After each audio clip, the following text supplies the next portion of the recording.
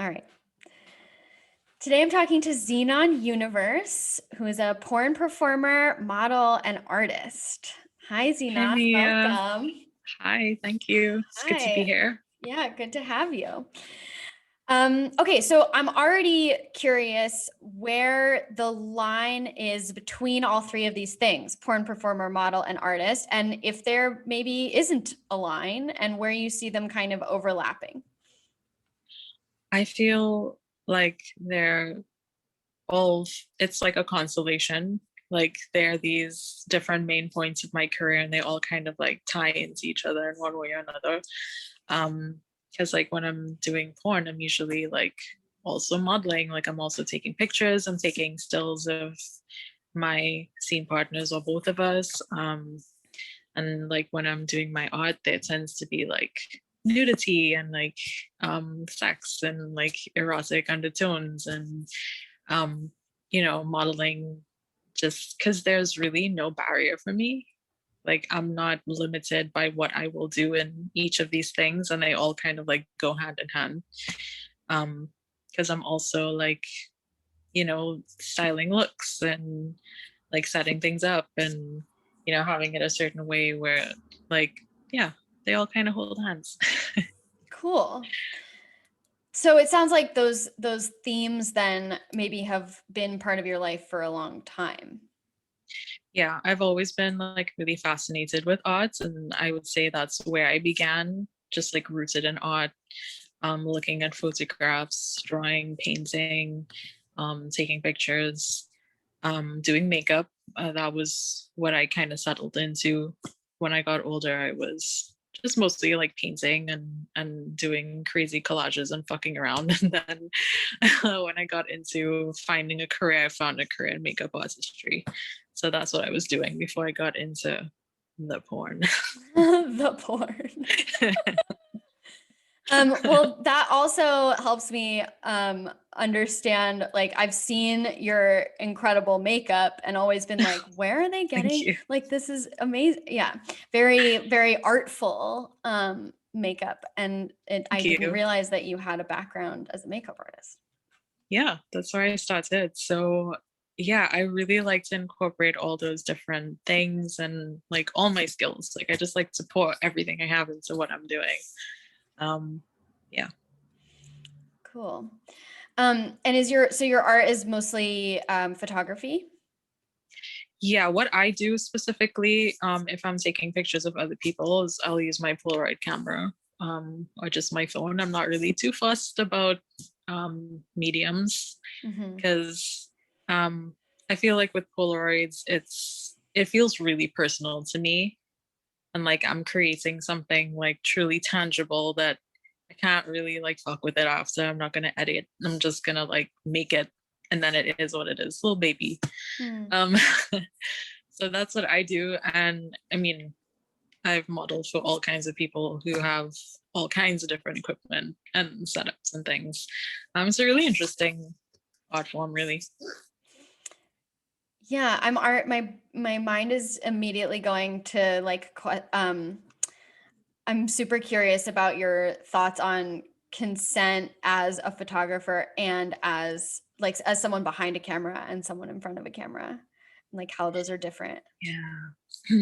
I feel like when I'm taking pictures of other people, like it's usually tying into me filming a scene with someone.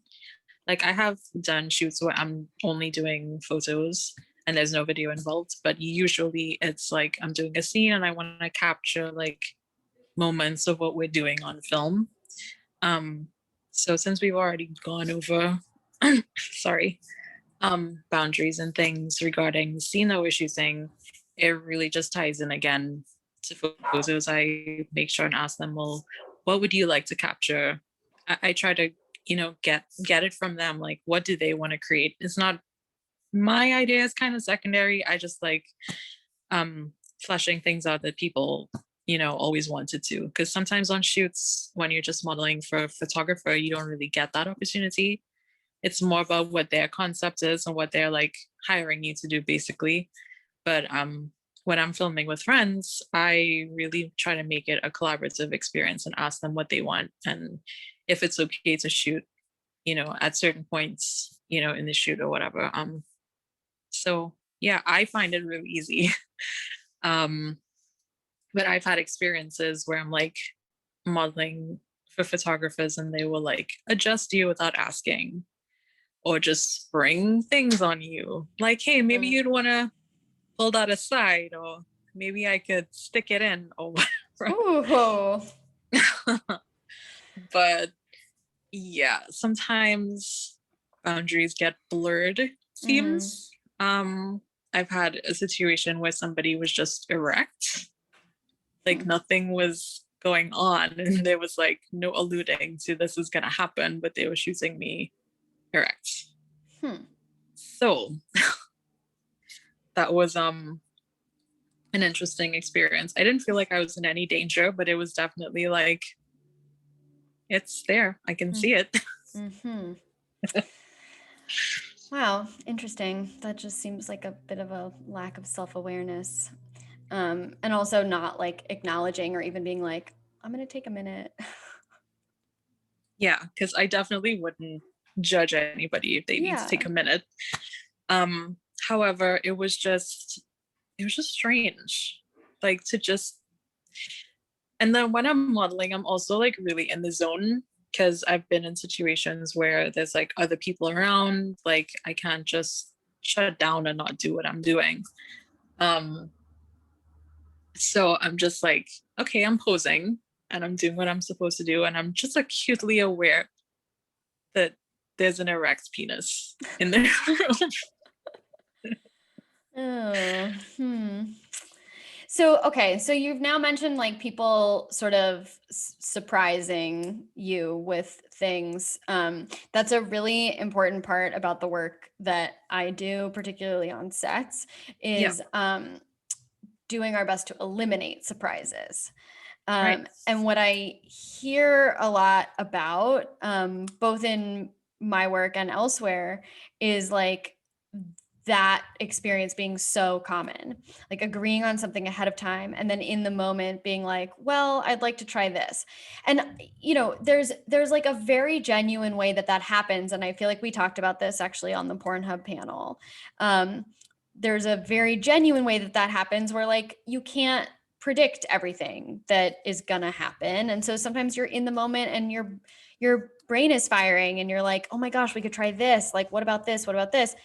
And then there's a sort of manipulative way that that happens where people are like aware, whether or not they are consciously aware, they are like capitalizing on the knowledge that you are already in a vulnerable place. And so it would be easy to get you to do something a little bit beyond what was agreed upon ahead of time. Um, Yeah. so I guess I'm curious, like what your experiences have been, if you've been able to kind of differentiate between the two, and the difference in terms of like your experience of one versus the other. It kind of glitched, so could you just ask Yeah. me a question again? Yeah. Um, my question is, are you able to differentiate between those two different things, those two different experiences, and what is it like for you on the sort of receiving end of either one of them? Well, I definitely know the difference. Like I've had different experiences like under the same umbrella of this isn't cool. Mm-hmm. Um, like in one particular shoot that I had, we had agreed on many things. It was really porn focused. So like I knew what was to come, but the only thing was every part of it was dragged out for really, really long. Like I'm accustomed to when I'm working with somebody, it takes as much time as it takes, but also we are respectful of each other's time and we make sure that we're moving at a certain pace, we wrap up at a certain time. But this person was like, at every step of the way, no, we need to do like 5 more minutes of this, or I need to shoot this again, or, just over and over and over. And I'm already in these positions where I'm like on my knees on the floor. Like Right. it's not great for your body. So it's kind of like, let's wrap it up. Or people I've been in situations where I'm like, I'm expected to fluff Mm, or do more than what's kind of like, I shouldn't have to like continuously keep you hard. Like right. that's kind of not part of the agreement. And sometimes those things get slipped in, like, oh, can you help me? Oh, can you help me? Like that kind of thing. Yeah. Um, so I just know like immediately when those, it's kind of like little micro things. Like they feel like they can just like slip things in, or because we're already doing this, you can do this, you Right. know? Um, so I can definitely tell the difference between that and somebody's like, okay, we're doing this, we do this, and then they stop even if they get soft, like they get back on it when it's time to like shoot it again, you know. Mm-hmm. I expect that people will take care of that on their own. And I've had such like a wealth of experience that I can tell the difference at this point. Um, but yeah, it's it's like night and day. Yeah. Yeah. And I'm I'm trying to imagine like proceeding past that feeling of like, oh, one of these today, and then like having to get back into a scene and like be vulnerable and enjoy yourself. I mean, I think like of course you're at work, like this is your job, but you want to like enjoy your day at work, and Yeah. also like part of what you're trying to sell is pleasure. Yes. um so yeah, I don't know. Can you share your thoughts on that?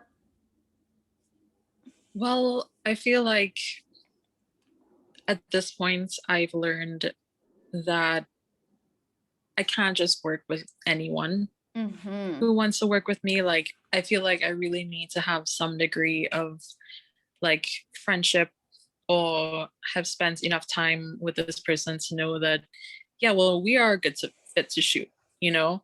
I've had many instances where I would like work with somebody spontaneously, didn't really know them that well. And it wasn't great because we didn't really communicate. And I just assumed that everybody's as professional and together as I am. Yeah. So sometimes that doesn't always make for like a great connection. And I feel like the enjoyment doesn't arise because I want that. That's my main goal when I'm filming is to capture something genuine Right. and something that is genuinely pleasurable for both of us.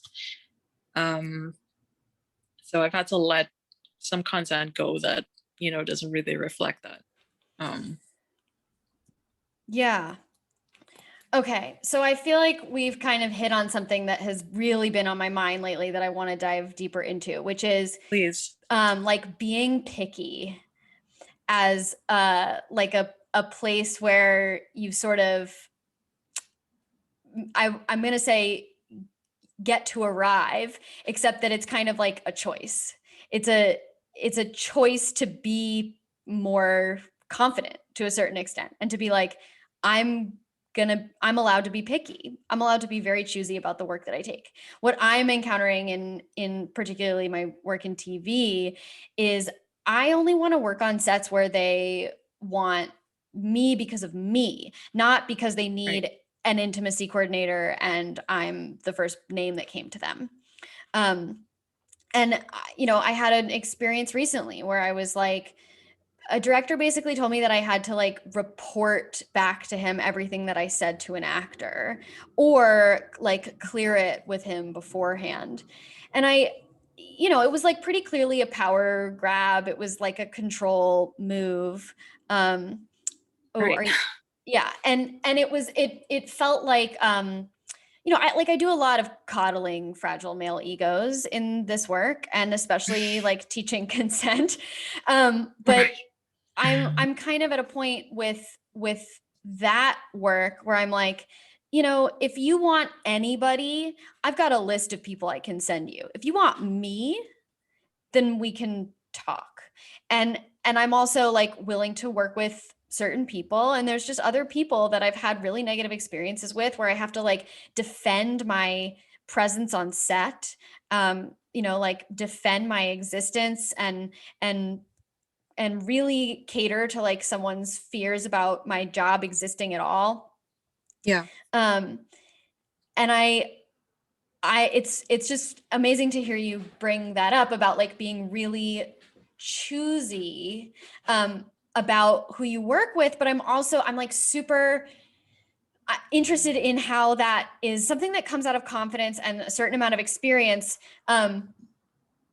It's also a privilege in a way. Like you really have to get over this like mental hurdle of scarcity, thinking that there's not going to be enough work, to the point where like you have to take absolutely any job that comes your way, or to like make a name for yourself, or like meet more people because you don't know enough people, or whatever that is. So I would love to hear about your process of getting to that point and like setting those boundaries for yourself and being like, I'm choosing to like trust that more work will come, and that I'm not gonna take the scraps or the crumbs, like just because it's being offered to me. Yeah. I think in the beginning when I got my start, I was definitely feeling the pressure of I need to dive deep. I need to shoot with as many people as I possibly can. Like I need to do this and this and this. And like make a name for myself, as you said. Mm-hmm. And then as I went on, and I think, you know, in the earlies, I was also trying to be a very specific person. I was trying to be a very specific, convey a very specific image on camera and stuff, performing as a woman, etc. Being fat, being brown, being many different things at once, was a lot.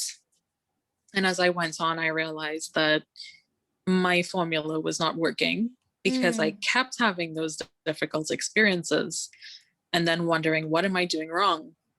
And I realized I wasn't diving deep enough into the right place. Like I was focused on all of this and doing all of this and producing all of this. And then I wasn't diving into, who am I shooting with? Right. Which was like the missing piece. And I feel like at this point I've gotten enough experience. Like I've worked with enough people that I know I would definitely, because I've already worked with them 2, 3, 4 times. I know I would work with them again. And I know that there are other people like them that I will find, but I just have a different formula for how I do it now. And it does come with being really picky and really choosy. And at this point, just saying, I'm mostly going to work with my close friends who I've already worked with several times. Right. And yeah, and I do have that confidence and stuff since I have transitioned, and that also, because the pool really isn't that large if you're thinking of it from those perspectives, but it's definitely more beneficial in the end, because at least I know I'll have my sanity. Yeah. And I'll have the work that I want to produce, truly. Right. Especially, I think, like with hearing about your work as an artist, that level of like integrity and commitment to authenticity feels like it can turn almost anything that you touch into art, because it gets sort of processed through that very clear voice and message. Yeah. And I'm also hearing like you're talking about, you know, you asked the question, what am I doing wrong? And what struck me about that was that it's almost like what you were doing wrong was not being yourself. Yeah. I think you That froze for a second. also, I had to consolidate a lot of things. I think we're getting a little glitchy here, so I just want to pause for a second. Is it okay now? Almost. Yeah. Okay, I think we're back. Okay. Yeah, we're back. Good. Okay, so I said, I'm just making a note for my editor. So I said, yeah, that you asked like, what am I doing wrong? And it sounds to me Right. like the answer to that question is like not being yourself. Yeah, it was also that, because I really didn't know myself well enough to know how to connect with somebody else even on camera. Like I thought that I knew, because I was trying to, I don't know, conduct this huge formula about what being a woman in porn is supposed to be. A lot of like performing on top of performing on top of performing. Yeah. Yes. Definitely. And Well, I mean, because there's yeah, authentic and that just kind of, performance. Sorry, I think there was yes, a freeze for a second. There's like authentic performance, there's like artful performance, and then there's really inauthentic performance. And that's not like a criticism. It's like something that we all find ourselves doing, like performing for a certain gaze or performing womanhood, as you and I both have experience doing.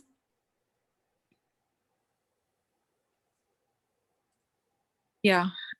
It's glitching. Like now it's I know. glitching for me. Your side. Oh, I don't know what's wrong. Um, but yeah, yes. I don't know. It seems okay now. Okay, let's just pause for a second here. All right, so we can back this up just a little bit to, Yeah, of course. I think I was saying something about the difference between authentic performance, maybe as like artistic performance, versus inauthentic performance, whether that's for someone else's gaze or a particular audience and things like that. Yeah. Yeah. I think for me it's definitely like a mix. Even when I wasn't being my true self, I was giving of myself to the camera and to my scene partner and like really doing the best that I could. But at the same time, I was also hiding in Yeah. all of it. And, all my emotions and feelings towards my gender identity, all of that was buried like within the furthest reaches inside of me. So it took a lot to consolidate all of that and bring it out and have the courage to say, I'm not going to perform like this anymore. I'm just going to be me. That was daunting Yeah. for a long time. Yeah. Yeah, but I got through it and I'm there now. And I feel like at this point, it's the best that it could ever be. And I think, once things get a little bit better in the world, like I'm going to be unstoppable and like the performing side of it. Cause I'm still getting used to it. My new body on camera, but it feels more natural than anything I've even anything I've ever done. Um, Even though it's like I'm a shaky fawn, like trying to walk, it's still like it's good. It's not bad. That's So such a yeah. sweet image, a shaky fawn. Oh. Um, so okay, so I'm hearing that through transitioning and being more authentic to your true self, you've been able to access that confidence to be pickier, set boundaries, only do the work that you want to do. Um, what has that allowed you to do that you maybe didn't even know that you were kind of holding yourself back from? I mean, just being totally honest. Like, not, I don't have any fear anymore. Like, I used to have all this fear about like pleasing my scene partner and like um making a certain thing for the audience or whatever. But now I don't have that. I feel like fearless. Like I Wow. can say anything to the person I'm choosing with. I can say no, I can assert boundaries the right way. um I can say I don't like something in the moment. um I was always such a people pleaser. Like I wouldn't want to speak up no matter what, but I feel like at this point it's easy to speak, at the drop of a pen if I don't like something, if I want to change something or whatever. um yeah, I didn't think I could be like that. Yeah. Wow. So now when you like witness yourself do that, how does that feel?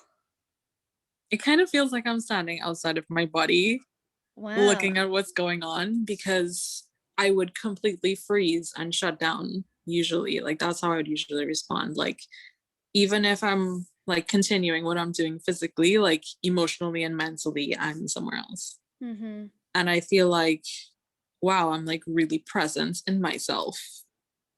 It's kind of shocking, but also liberating. And it feels really, really good. Wow. That's amazing. That's amazing because that's something, or like one thing that's standing out to me that's amazing about that is that it's those qualities that you're talking about of like being like really people pleasing and like wanting to do a good job and all that stuff like Yeah. for other people, um tying that to gender dysphoria.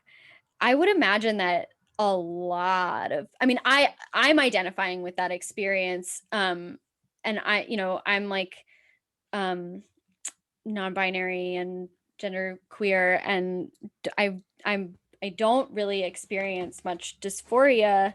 And I've been having the experience recently of like having made the very clear, I don't even know what to call it. Like announcement sounds really weird, but like saying, these are my pronouns and they're really not optional. It's not like a Right. she or they situation anymore. It's like, this is Yeah. really like, if I hear someone referring to me as she or her, I truly have a moment of like not knowing who they're talking about. And it takes me a moment to like Yeah. come back and be like, oh, I get it. They're talking about me and they just don't know or whatever. Um, so what has been happening to me lately, and particularly last week, was like really, really brutal with pronouns. What I'm noticing is like as I'm doing more things in public, like I was interviewed in front of 200 people in a Zoom, and then the next day I taught a class in front of like 150 people in a Zoom, and so I Wow. was like in the chat constantly, getting misgendered. And then I also had this like really horrible experience with a therapist. I had a first therapy session with someone, and the intake forms asked what my preferred pronouns are. And I already really hate when they are called preferred. They're not a Me too. preference. No. No, and that's like something that I feel like has been outdated already for like a while. So Yeah. when I see that still, I'm like, clearly no one in your practice is actually like a member of this community, or like this question is not actually um coming from someone who wants that question to be asked, I guess is what I'm trying to say. Yeah. um and then I was like misgendered on the phone before I was asked my pronouns. And then I had the session with the therapist, and she asked me my pronouns again. And I was like, how is it that you know my name but you don't know my pronouns? Like, didn't you get my name off the same intake form that asked me my pronouns? And by the way, my last therapist, I left because she could not get my pronouns. And on our final session, she was like, you just have to keep reminding me. And I was like, no, you have to practice. That's not my job. Um, Yeah. and so with this new therapist, she asked me my pronouns again, and then she said, how do you want me to refer to you? And I kind of had this moment of like, well, why did you ask me that then? Like, if you don't know how to refer to, that's how I want you to refer to me, like with those pronouns or my name. Right. And she said, so I either have to call you Mia or I have to say they or them. And I really hate this I have to bullshit. Like, I'm not making you do anything. Like, you're not making me call you by your name. Your name is your name and your pronouns are your pronouns. Like, I'm not making you do shit. So then she tried to segue into like, what what brings you to therapy? And I was like, I need to actually like hang on for a second, because I'm getting some red flags here. Like, this intake form, the question on your intake form is now really starting to feel a bit performative and like virtue Right. signaling, because if you don't actually know how to use it or what it means, then it's not really helpful. And in fact, it's giving me a pretty serious false sense of safety. I'm starting to Right. see that even with like emails in, pronouns in email signatures. It's like I'm seeing she, her, and hers in email signatures, but then you're misgendering me in our emails where I'm getting CC'd. So if you're putting your pronouns in your email signature, but not then actively looking for other people's pronouns in their email signature, then you're faking it. You're Right. faking it.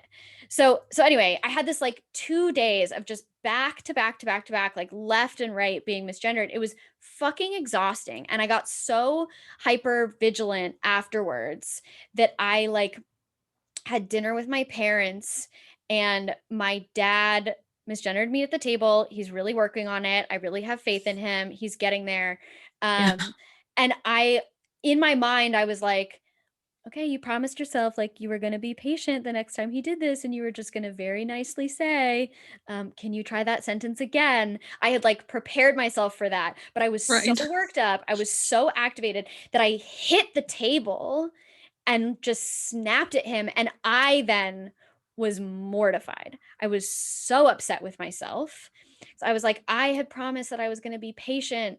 I was going to be kind. I was going to be compassionate. And I just fucked it up. And now my dad is going to be afraid of me.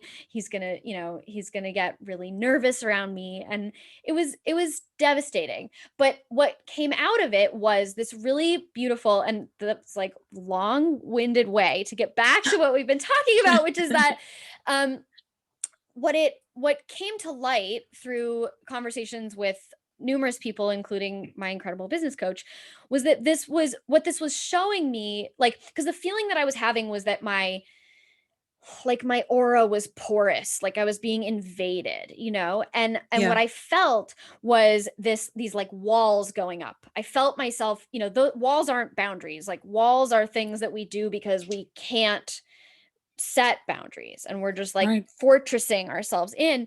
And so I felt those walls going up. I started getting, because this was all happening in public, I started getting all these emails and requests and DMs for like, teach a class, do this, do that, while like simultaneously getting misgendered on people's like Instagram, like it was just nonstop. And I was getting all this new attention, and it felt promising. It felt like, oh, cool, like this is furthering my career or whatever.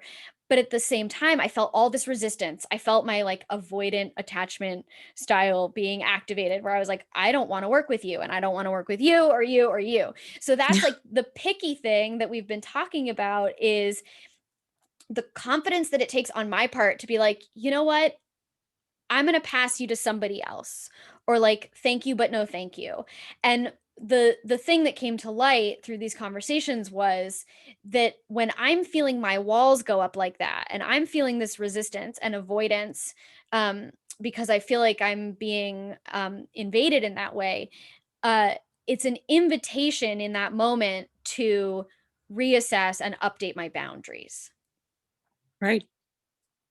Yeah. I'm sorry that you had to go through all of that. Yeah, it was really annoying. Yeah, I have similar experiences. I've been seeing my therapist for almost a year, and she still messes up my pronouns. And I was like, I came to you Mm. specifically because I was working through a lot of things with my gender and figuring out, do I really want to have top surgery? Do I want to take hormones? Like all of these different things. I correct her every time. So Mm. that definitely doesn't work. Just No. correcting someone over and over doesn't solve the problem. And she asked, is there anything I can do better? I'm like, yep, I have one Yes. critique. You just need to get my pronouns right. Because in every other way, she's great. But for some reason, she just doesn't get my pronouns right. And Wow. that also ties into the pickiness again, because at this stage, if somebody can't respect my identity, we can't work together. Right. Right. Okay. So that point is so huge, because there's something about like when your identity has always been your identity, even before you had top surgery. And Yeah. there's something about like the promise of legibility that makes it feel like if someone can't get it right, like, what do we need to look like for you? For me, it's like, we're in a Zoom. My pronouns are in my Zoom name. If you are not looking there, where should they be? Do they need to be tattooed to my face? Like, they're right Yeah. here. Um, so and I'm just, what I'm hearing from you is that like the commitment that you've made to your own identity and to your own authenticity has totally lowered your tolerance for anyone who's not willing to engage on that level or not willing to understand. Yes, completely. Like Yeah. I'm at this stage where like I'm in the sun, I'm no longer buried. Like I actually give a fuck about my agency and what I'm doing here. I care about myself. I value myself way more greatly than I ever did. Mm-hmm. So it's really important that I work with people who value me in the same way that I value myself. Um, Even on a professional, because that's all I'm really looking for is just that on a professional level. If Right. it's further and like we're friends, that's great. And I have that experience. So like I'm really grateful for that. And that also comes from like working with other trans people. That really helps me get things in perspective. And like I learned so much about myself and how I like to interact with my scene partners. I made some of the best work with other trans people because they understand Yeah. how important it is and you know how volatile that feels. Yeah. But before I didn't know how to identify it. I didn't know what was going on with me for a long time, so it was really hard. But like now that I'm aware of it, I'm so aware of myself Mm-hmm. now. I just know what I can deal with versus what I can't. And if somebody can't use my pronouns, use my name, treat me the way I'm meant to be treated. Like, for example, when I was already out and I didn't have like surgery or anything yet, but it doesn't matter. Right. Um, it doesn't matter. I was considering working with this guy and I ended up changing my mind because when we hung out, he kept putting his hand on the small of my back. Nope. And I'm Nope. like, if you viewed me as male, you Nope. probably wouldn't be doing this. No. And I also didn't ask for that because I can walk. Yeah. Um,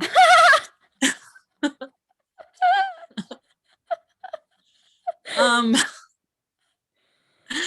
I can walk. Yeah. So I don't, and that doesn't help anyone. It doesn't Mm-mm. do anything. It just, for me, it just feels like condescending. It feels sexist. It feels Mm-hmm. something that is definitely like rooted in misogyny. And I don't want that. So I knew immediately, and then it never happened. So I'm like, good. Um, but yeah, it's just those little things sometimes that can really give me like a clear picture of how somebody sees me. It's, I don't know if it's a look. I've had experiences where people like they don't know what to make of me. Mm-hmm. They're not sure if they're gay, if they're turning gay by the Oh my second. God. Just like yeah. I can see the wheels turning and them questioning their sexuality as it goes on.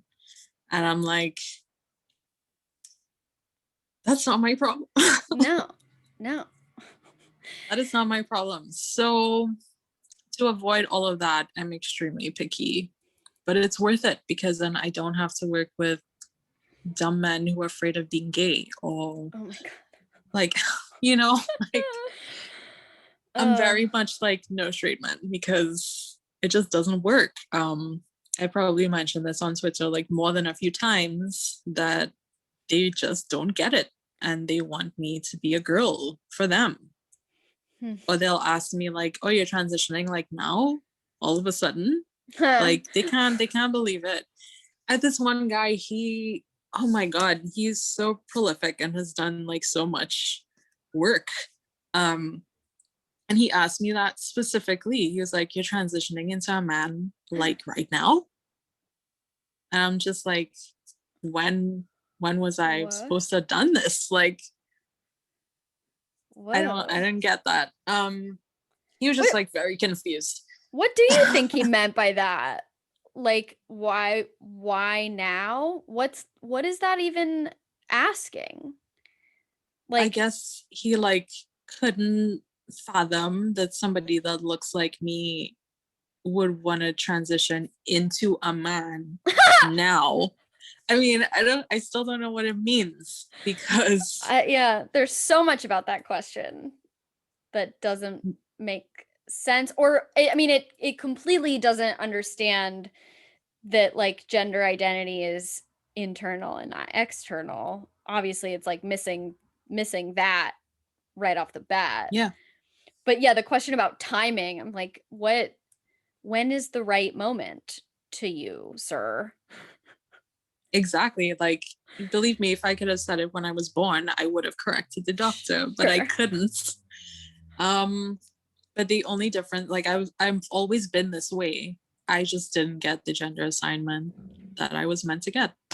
Right. For all intents and purposes, I was meant to be born this way, and I like my body this way. And no trans or non-binary person has to justify their transition or not transitioning or whatever. But for me, it's just been like I changed my name. I use the pronouns that work.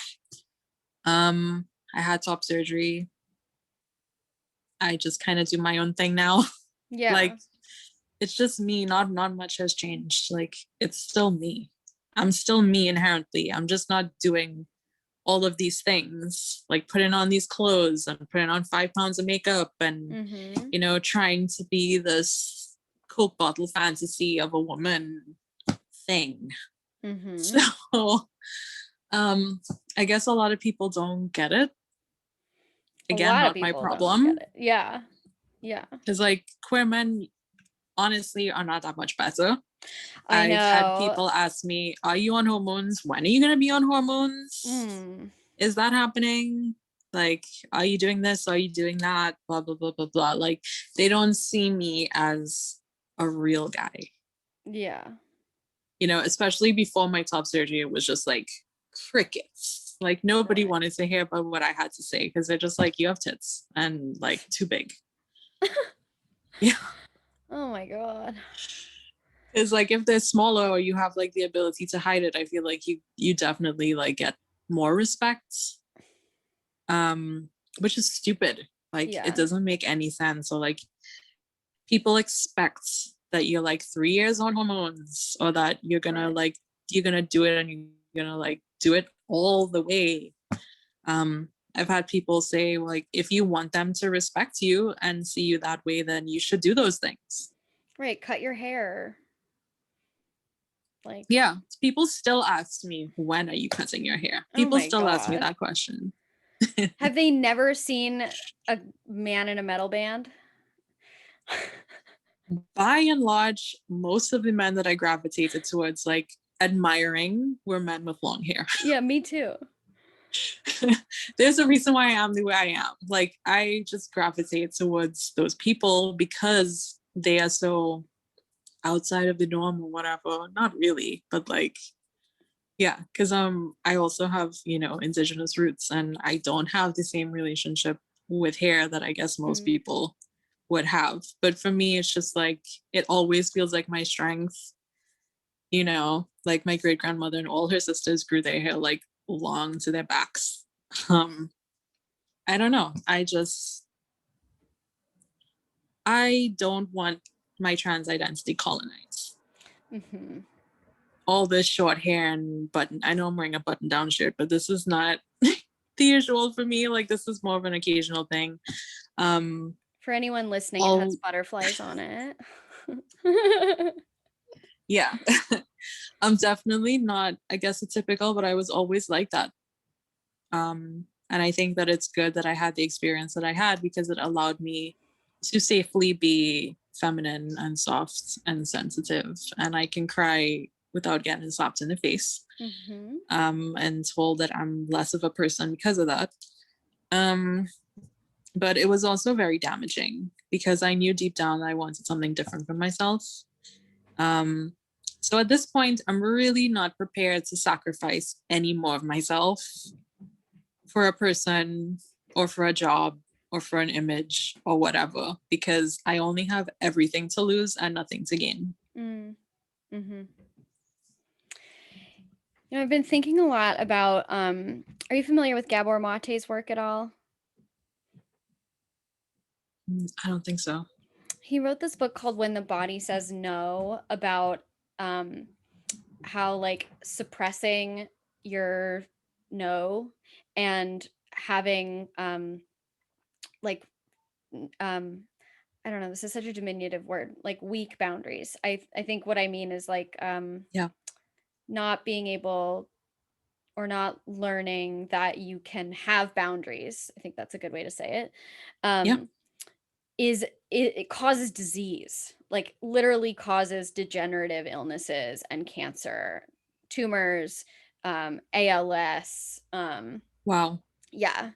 And there's all kinds of evidence for this. Like this is not, and it's not even news. It's like old science. It's like decades old science at this point, and it's not really even still like not making it into kind of industrial medicine. So I've been thinking a lot lately about how saying no is literal medicine. It's actually keeping you healthy or healing you. And how every time that my body says no, like honoring that no is in service of my health and healing. Yes. And I would even extend that, and this is, I think Gabor Mate also talks about how like authenticity, like being your authentic self is medicine. It is healing. Yeah. It is the an easy way to prevent illness. And I have a lot of chronic like autoimmune gut issues, and I have from birth. And one of the things that I'm trying to pursue right now through various like alternative medicines is, it seems to me like my body was saying no straight out of the gate. Like I came 4 weeks early, I was breech, and I was a C-section. Wow. And I think that there were like inherited ancestral no's in my body that were being then further suppressed by our culture, by the way that I grew up, the way that AFAB people are taught to bend and cower to fit everyone else's needs. Yes. Um, yeah, and I think that part of being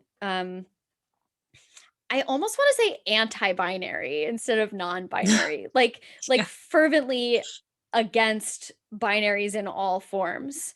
Like part of that is about that no. It's like I'm saying no to so much that I learned about how I should be, who I should be, and who I'm living for. Um, so I'm finding no's in new corners and crevices all throughout my life, and I'm like so relating to what you're talking about this pickiness. Like people are so quick to kind of knock judgment, like being judgmental is such a bad thing, but having judgment is really important, really really important, and honing that Yes. judgment and pickiness is part of that. There's such a mentality that like if you're too picky no one will want you, and I get that messaging like even still from my mom, as like non-binary, queer, polyamorous, like all these things that have gotten tacked onto my identity.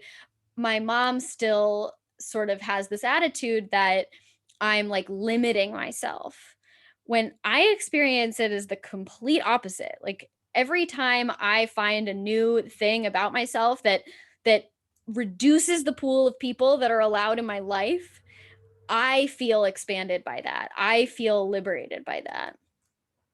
So do I. I love being so secure and strong in myself. Like, I can't believe it took me this long to get here Mm, because it's been a long road of people telling me I can't say no in so many different ways. yeah. From just full on like abusive relationships to, like you said, the way that you're raised in society as somebody who's assigned female at birth. Um, but I kind of look at it as being a bird of paradise. I don't know if you Mm, know about those birds, but for the people who don't know, basically the females are so picky that the males have had to evolve over centuries to be better and to be more gorgeous and to be more skilled in the little things that they know how to do so that they can attract a mate. wow. So all she has to do is choose or not. And a lot of males never mate with a female because they're so picky.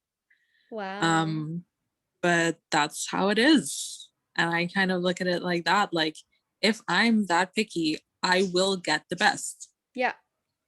I Right. might not get a lot of it all the time, but I will get the best and it'll carry. Like, it will build on itself. Because Yeah. obviously I'm not a bird. I'm not looking for a mate. Yeah, it'll build and it'll carry. It'll also make its way into, like, it'll elevate your work. It'll elevate your art. Yeah, exactly. And like, again, that is not worth like watering down Mm-mm. or, sacrificing, my comfort and my stability within myself, because I have felt the physical effects of having to go through those experiences. Like, you kind of feel like it's just mental, but it's other things. Like, I've had, sexual problems.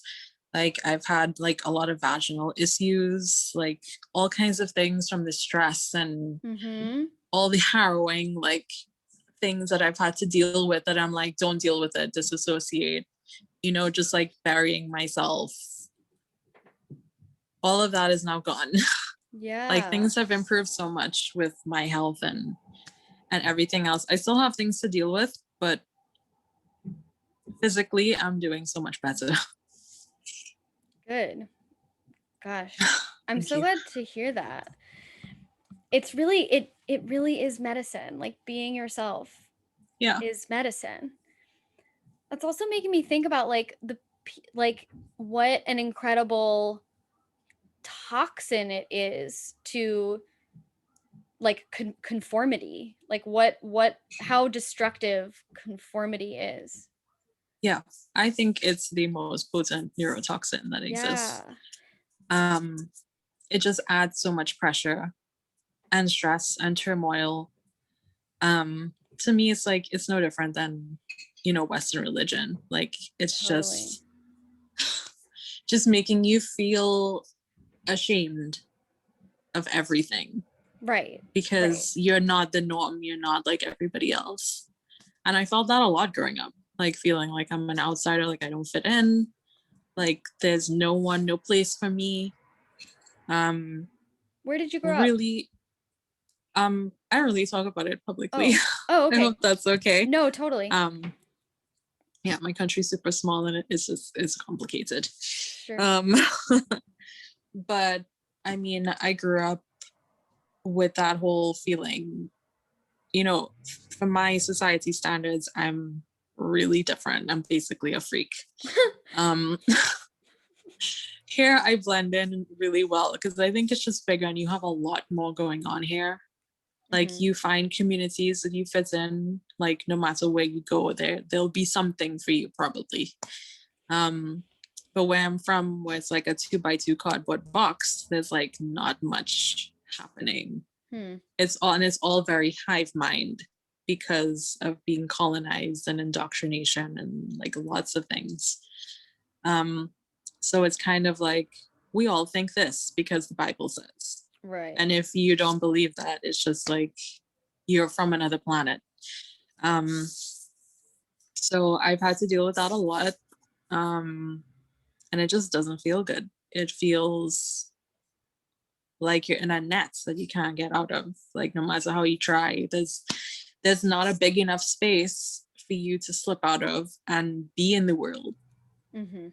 and experience the things that you want to experience. Like, it's just pure depression, Hmm. like feeling so trapped. Yeah. And I'm glad that I was able to like move away from that. Um, and that's how I was able to like really do this job and, find people like me, um, and like really build those connections with people who understand. Because feeling like you're all alone in situations like those, I mean, that's a killer. Yeah. Literally. Yes. Yeah. Yeah. Ooh. Yeah. I think a lot about insecurity as a toxin. I think conformity is right up there too, which is nice because then like their counterparts are the medicine, like confidence, security, and authenticity, like in, you know, being yourself and figuring out who that is, like a commitment to figuring that out for yourself and not being willing to be pushed into a box. Yeah. I had to take the leap and like instead of running from myself, like really face myself and give myself a hug. Yeah. Because because that also is just a trap. Yeah. Like feeling like you can't be yourself and feeling there's no way for you to be yourself. Um and facing up to yourself is hard. Like, Yeah. it's not easy. Right. But I'm glad I was able to do it. Me too. Yeah, I'm glad for you. I'm glad for both of us. Yay. Okay, on that note, Yes. my question for you before we go is what are the 3 things that have influenced you in terms of the way that you think today, whether that's books, movies, TV, art, conversations you've had, people in your life, anything? I think the first thing, like I said before, definitely like my relationships with other trans people. Mm, Like that has been so integral to making me, like getting me to this point in my life where I am so self-aware, so honest with myself, like being my authentic self, like getting to know these people and just how amazing they are. And like everything that I've been able to experience with these people, like really was a big part to getting me here. Um, Other things, I would definitely say music. I can cite quite a few artists who've like gotten me through really difficult times, like especially in my transition. Um, that has kept me going. Okay. Yeah, I'd like to hear Um, like maybe 2 of them, 3 of them. Kali Uchis is one.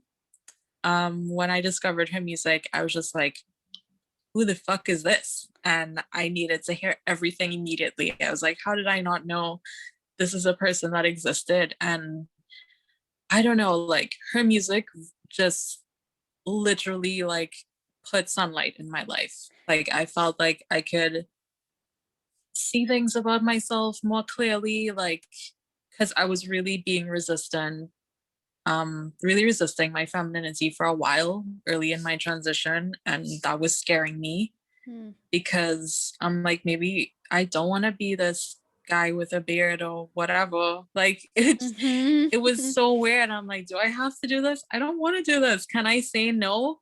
Yeah. And you know, What was her name? Kali Uchis, Can you spell that? Kaliuchis. Uh-huh. Okay, great. Yeah. Cool. Emma Ruth Rundle is another one. She's incredible. I'm really glad I was able to like see her live and stuff once and Hmm. the before times. Uh-huh. Oh my god, her music is so honest and soulful and just like it cuts so deep. I love it. And she's gotten me through like a lot of heartache. Um, I can't thank her enough. I'm so happy that they're incredible women making music. Um, it's really just the best. And Jungle Pussy, because yeah, she literally said this pussy don't pop for you. And I relate to that so much. Mm-hmm. So there's 3. Um, Great. yeah. And I guess one last thing,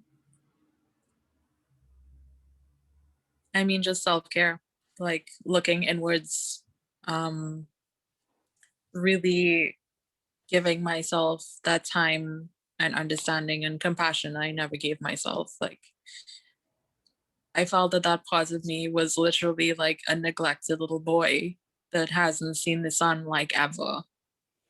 So I had to take a lot of time and consolidate a lot of things. It was so introspective. And it took so much courage to do because I'm sorry. Mm. Um, it's not easy to like, hold that little person inside of you and like nurture them after Mhm. so long. Um, but doing that like really helps me a lot. So those are my things. Those are my main Beautiful. things. Hmm. Thank you for sharing that. I'm getting emotional too. Oh, thank you for listening. Yeah, that little kid. That little Yes. kid trying to be so many things for so many different people. Yeah. Just kind of giving them that grace, like it's okay to. Oh no, you froze. Oh no. What was the last thing you said? Giving them that grace. Um, yeah, to let them know that they can experience and like be present and grow up, be the Yeah, person that they really wanted to be, like in the beginning. right. Um, yeah, basically telling them you were never wrong. Yeah, you were very right, actually. Yes. Yeah. Yeah. So much of adult life, I feel, is like trying to get back in touch with the intuition that you had as a kid because it was stamped out so hard. Yeah. There is this pressure to be hard, to be an adult that Right. doesn't cry and doesn't, gaze wistfully at the past and, doesn't appreciate things with, a childlike sensibility. Um, but I don't want to be like that anymore because it just makes you like a husk of yourself. Yep. Yep. Yeah. Well, thank you so much, Xenon. It was really quite a pleasure talking to you. It was. I feel so good about it. Thank you so much for having me. Thank you. Okay, I'm gonna